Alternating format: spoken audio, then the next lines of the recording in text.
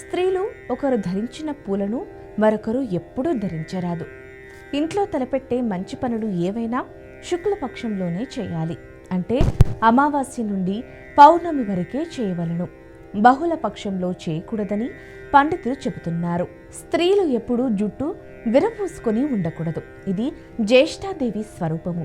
ఇది ఇంటిలో మంగళ కార్యములకు విఘ్నం కలిగిస్తుంది. ఎప్పుడైనా ఎవరికైనా ఏమైనా ఇచ్చేటప్పుడు కుడి చేతితో ఇవ్వాలి, ఎడం చేతిని ఉపయోగించకూడదు. సుమంగళి స్త్రీలు రాత్రి వేళయందు అలిగి ఆహారము తినకుండా నిద్రించకూడదు. అలాగే శుక్రవారము నాడు కానీ, జీతము వచ్చిన వెంటనే కానీ ముందుగా ఉప్పు కొనండి. ఇలా చేయటం వలన సంపద వృద్ధి కలుగుతుంది. స్త్రీలు ఎప్పుడూ దిండ్లపై కూర్చోకూడదు.